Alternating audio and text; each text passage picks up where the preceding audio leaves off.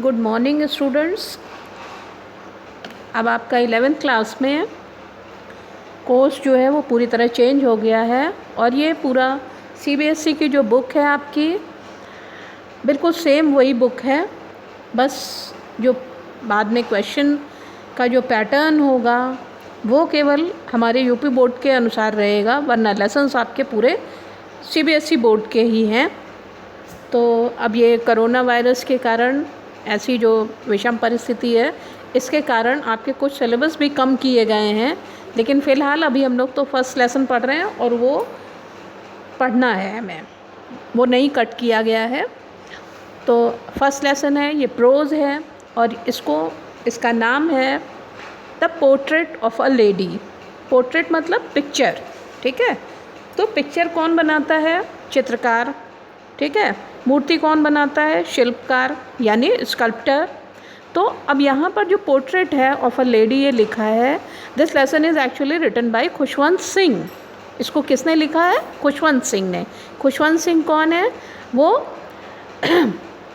भारत में बहुत पुराने, जब लगभग आज़ादी के समय से उन्होंने लिखना शुरू किया था, तो वो एक रिनाउंड ऑथर हैं। उसी के साथ वो एक जर्नलिस्ट हैं, पॉलिटिशियन हैं और लॉयर भी थे, ठीक है। उनकी मोस्ट फेमस बुक है ट्रेन टू पाकिस्तान और ये इसी पे उन्हें सम्मानित भी किया गया था। तो the portrait of a lady ये आपकी फर्स्ट बुक है, फर्स्ट लेसन है। इसमें खुशवंत सिंह जी ने पोर्ट्रेट बनाया है एक लेडी का। वो लेडी कौन है? उनकी दादी माँ, ग्रैंड मदर। और पोर्ट्रेट है, अब पोर्ट्रेट तो जो है आदमी या तो ब्रश से बनाएगा या स्कल्प्टर है तो वो तो छेनी और हथौड़ी है ना, इन सब से बनाएगा, उसको मूर्ति को बनाएगा। इन्होंने पेन से पोर्ट्रेट बनाया है। अब समझ में आया? तो it's a pen picture of a lady. तो अपनी दादी का उन्होंने यहाँ पे पेन पिक्चर हमें दिया है। पेन पिक्चर यानी लिख लिख करके हमें अपनी दादी के बारे में एक तरीके से दिमाग में छवि बनाएंगे। आपको वर्ड यूज़ करना है पेन पिक्चर, ठीक है। पोर्ट्रेट नहीं तो पेन पिक्चर बोलिए। The portrait of a lady, that means pen picture of a lady by Khushwant Singh. आओ लेसन पे आओ। लेसन में देखो बहुत सारे एक्सप्रेशंस होते हैं जिनको हम कहते हैं फ्रेज़, ठीक है। फ्रेज़ हैं, एक्सप्रेशंस हैं, यानी 2-3 शब्दों के समूह हैं और उन पे आपको या तो सेंटेंस बनाने के लिए आता है या कुछ भी ऐसे। तो बुक्स में जो है कई जगह ये आया है। जो आपकी बुक है जो यूपी बोर्ड ने अब यूपी बोर्ड ने जो एनसीईआरटी पैटर्न पे वही सीबीएसई की बुक आपको दी है, उसमें फर्स्ट बुक हॉर्नबिल है। तो उसमें जो है जगह जगह आप देखेंगे कि कई एक्सप्रेशंस आते हैं। जहाँ आएगा वहाँ हम आपको बताएंगे, उसको भी समझना है। अब ये यूपी बोर्ड की तरह मत समझ लीजिए कि 2-4 शब्दों का अर्थ आपको आ गया, पूरा लेसन थोड़ा सा अर्थ समझ लिया और काम चल गया, क्वेश्चन आंसर दे देंगे, नहीं। अब आपको पूरा टेक्स्ट को पूरा अंडरस्टैंड करना है, फिर उसके बाद उसमें आपको राइटिंग स्किल आपकी सही होनी चाहिए, फिर रीडिंग स्किल भी सही होनी चाहिए। इसमें बहुत सारी चीज़ें हैं। अब तो चलो आओ पहले लेसन पे देखते हैं।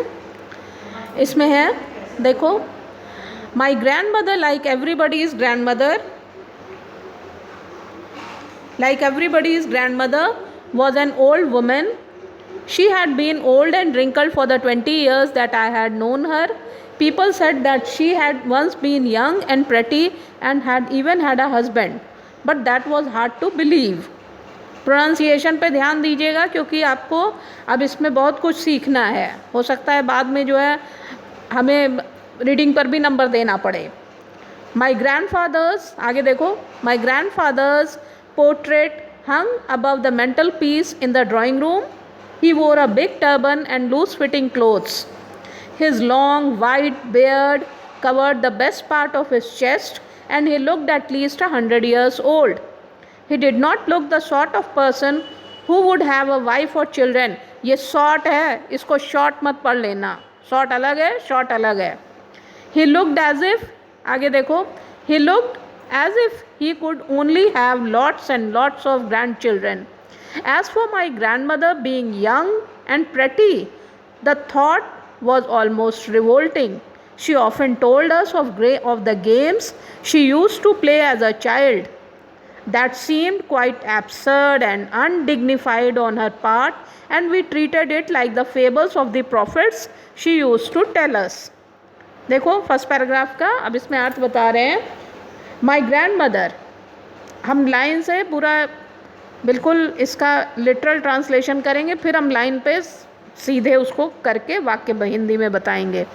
माई ग्रैंड मदर, मेरी दादी, लाइक एवरीबडीज़ ग्रैंड मदर, जैसे कि सबकी दादी, वॉज एन ओल्ड वुमेन, वो एक ओल्ड वुमेन थी, वॉज लिखा है ना. तो मेरी दादी जैसे और सब लोगों की दादी होती हैं वैसे ही वो एक बूढ़ी महिला थी.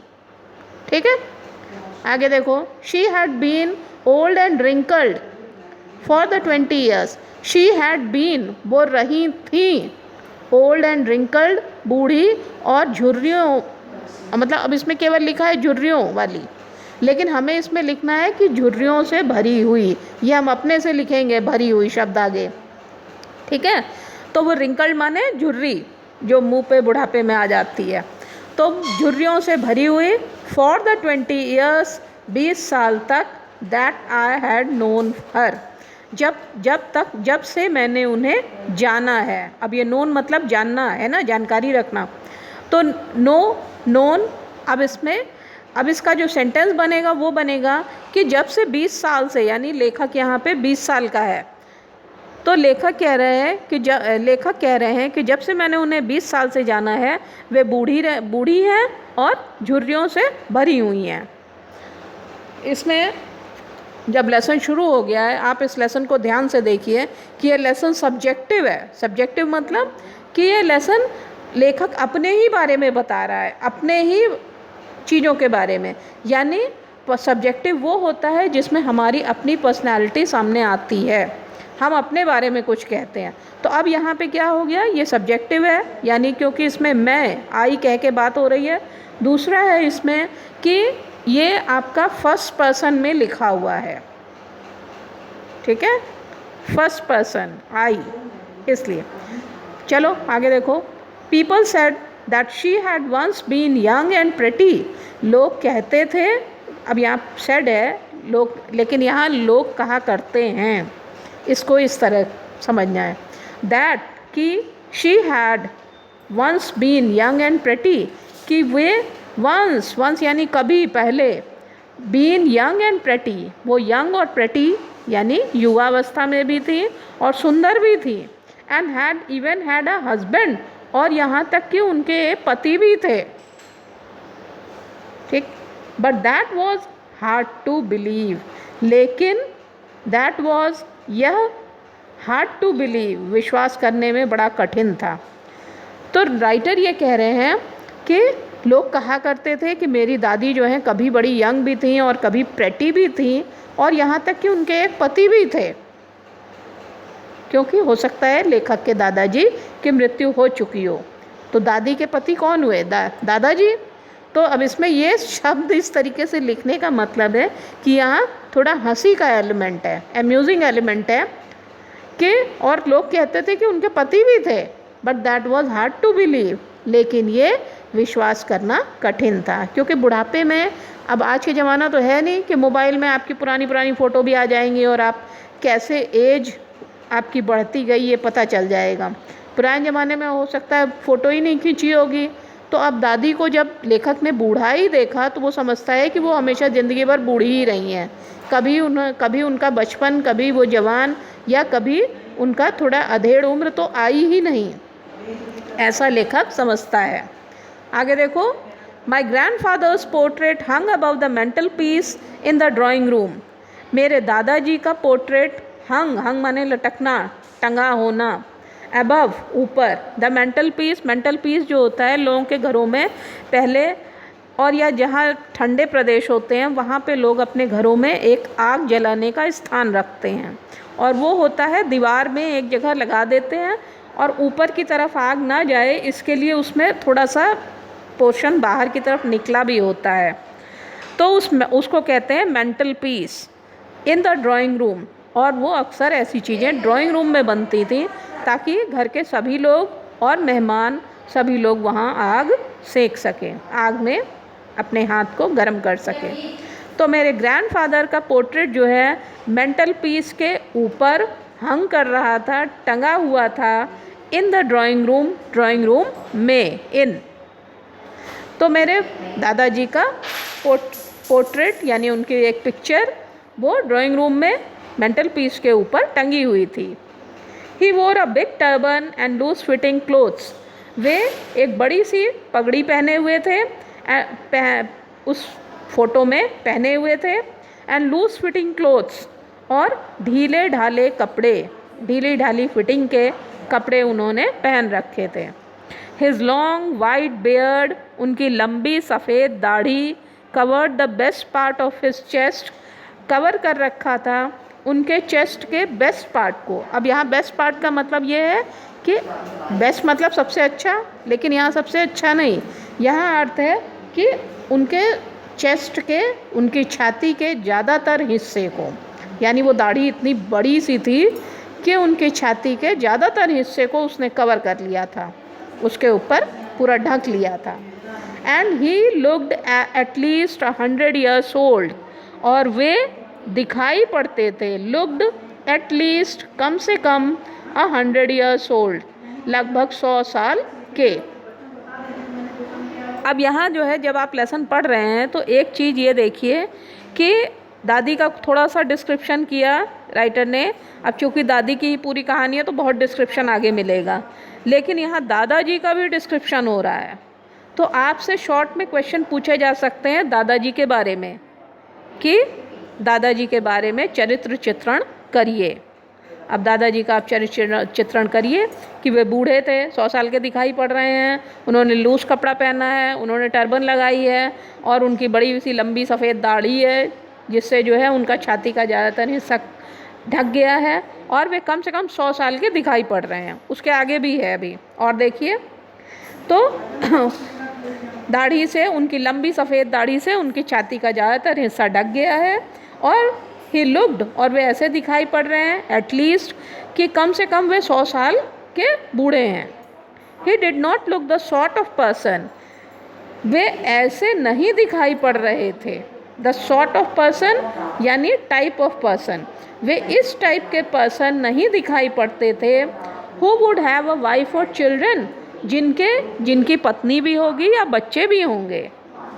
ही लुक्ड, आगे देखो, he looked as if he could only have lots and lots of grandchildren, वे बस ऐसे दिखाई पड़ते थे कि जैसे उनके लॉट्स एंड लॉट्स यानी ढेर सारे ग्रैंड चिल्ड्रन होंगे, उनके बस ढेर सारे नाती पोते ही होंगे। तो वे इतने बूढ़े, एक तो 100 साल के वो दिखाई पड़ रहे हैं, ऊपर से उनका किसी ने युवा अवस्था और किसी ने उनका बचपन और अधेड़ उम्र तो देखी ही नहीं, कम से कम लेखक ने तो देखी ही नहीं है। तो उसकी नज़र में बस ये है कि ये जो बूढ़ा आदमी है इसके सिर्फ ढेर सारे नाती पोते हो सकते हैं, इसकी पत्नी और बच्चे ये तो सोचना भी नामुमकिन है। ठीक है, तो वो इस प्रकार के व्यक्ति, सॉर्ट ऑफ पर्सन, सॉर्ट माने प्रकार, टाइप, तो वो इस प्रकार के व्यक्ति दिखाई पड़ रहे हैं जैसे जिसके कि पत्नी और बच्चे तो हो ही नहीं सकते। He looked as if he could only have lots and lots of grandchildren, वे बस ऐसे दिखाई पड़ते हैं जैसे कि सिर्फ उनके बहुत सारे बच्चे हों, बहुत सारे नाती पोते हों। As for my grand mother being young and pretty, ये भी, और as for my grand mother, जहाँ तक मेरी ग्रैंड मदर की बात है, बींग यंग, बींग माने स्थिति यहाँ पे, तो यंग एंड प्रेटी कि मेरी माँ की, मेरी दादी की स्थिति कभी यंग और प्रेटी भी थी। The thought was almost revolting, ये विचार ही काफ़ी रिवोल्टिंग है। रिवोल्टिंग मतलब ऑलमोस्ट यानी ज़्यादातर, तो ये बहुत ज़्यादा रिवोल्टिंग यानी क्रांतिकारी, बिल्कुल नया विचार लग रहा है। तो जहाँ तक मेरी दादी जो है वो यंग और प्रेटी थी, ये सोचना भी काफ़ी नई बात लगती है, क्योंकि लेखक तो उन्हें अपने सामने हमेशा उनका बुढ़ापे का ही रूप उसने देखा है।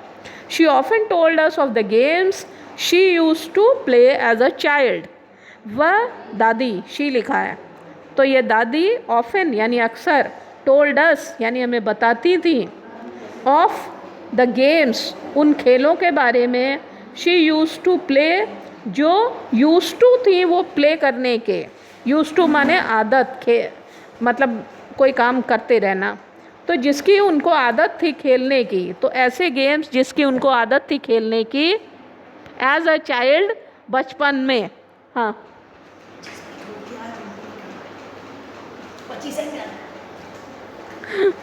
वे अक्सर बताया करती थी हमें उन खेलों के बारे में जो वो बचपन में जो बचपन में उनको खेलने की आदत थी.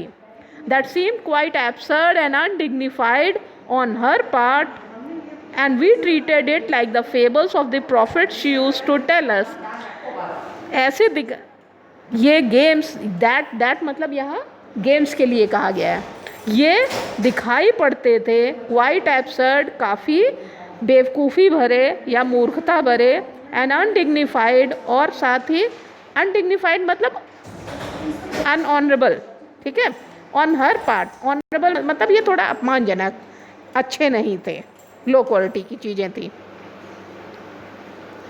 तो ये गेम्स जो हैं, अब दैट किसको कहा गया है, खेलों के लिए, जो दादी बताती थी.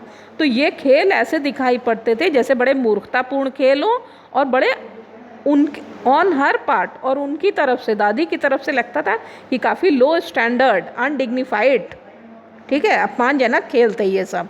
जैसे हो सकता है लेखक सोचता हो कि दादी जो है इक्खड़ दुक्खड़ खेलती होंगी, और इक्खड़ दुक्खड़ कौन खेलता है, इस तरीके की चीज़ें लेखक के मन में आती थी कि दादी जो है जो खेल बता रही हैं ये बड़े मूर्खता वाले दिखाई पड़ते हैं और बड़े ही अपमानजनक दिखाई पड़ रहे हैं. एंड वी ट्रीटेड इट, और हम उन खेलों को ऐसे ट्रीट करते थे, ऐसे समझते थे, like the fables of the prophets she used to tell us. उन खेलों को ऐसे ही समझते थे जैसे कि वो हम लोगों को उन प्रॉफिट्स की फेबल्स जो सुनाती हैं, जिनकी उन्हें यूज्ड टू है, आदत है हमें सुनाने की, टेल अस, बताने की. तो हम उन्हें ऐसा मानते थे उन खेलों को जैसे कि वे हमें धर्म गुरुओं की कहानी सुनाती थी, उन प्रॉफिट्स की, उन महात्माओं की जो उस धर्म में मेन थे, जैसे कि गुरु गोबिंद सिंह, गुरु नानक, पंजाबी हैं, सिख हैं, इसलिए इन सब की कहानियाँ उनकी दादी सुनाया करती थी.